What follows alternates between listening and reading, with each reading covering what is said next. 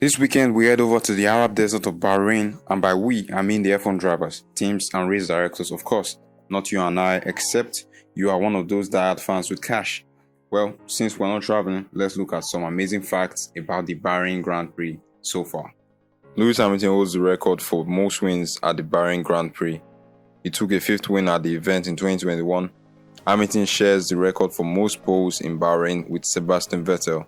Both have taken pole 3 times. In 2022, Charles Leclerc took Ferrari's 7th victory in Bahrain. The Scuderia have held the record for most Bahrain Grand Prix wins since the inaugural event in 2004. Now, just in case you didn't know, that was won by Michael Schumacher, the Great. Kimi Raikkonen finished on the podium 8 times in Bahrain but never won the race. After the 2007 Bahrain Grand Prix, Fernando Alonso, Kimi Raikkonen and Lewis Hamilton were all equal on points at the top of the championship. The last time that 3 drivers had been tied at the top of the Drivers' Championship was in 1950, after the Indianapolis 500. Local protests inspired by the Arab Spring resulted in the race being postponed in 2011.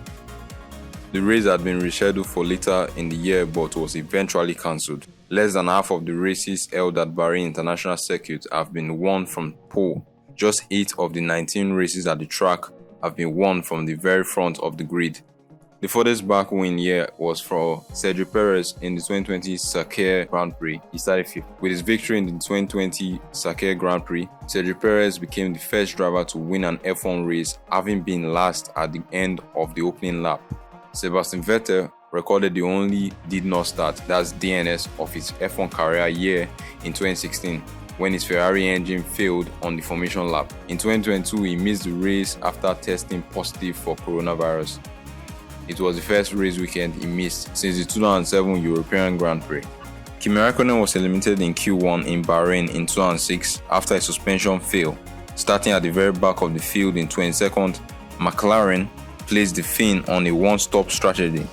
With a mix of strategy and his fine overtaking skills, Raikkonen finished in 3rd place behind Michael Schumacher and Fernando Alonso, who had an epic battle for the lead throughout the Grand Prix. It was Alonso who came out on top, barging past Schumacher after a second pit stop. Notably, the race was also the first appearance for future world champion Nico Rosberg. He set the fastest lap of the race, becoming the youngest driver to do so at the time.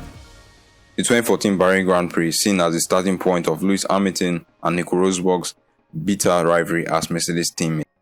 The race, which was the 900th F1 Grand Prix, saw Rosberg start from pole.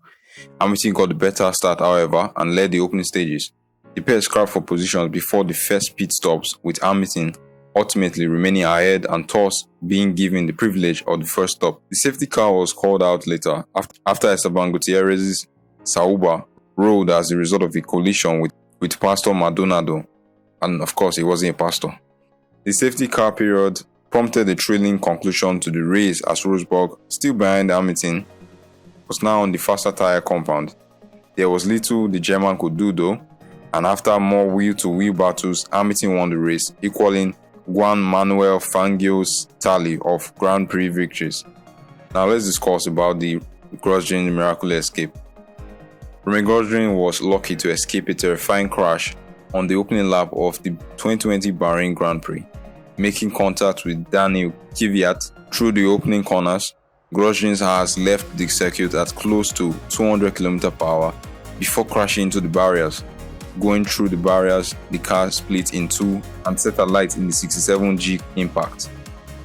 Grosjean was saved by the halo device and was able to remove himself from the burning car.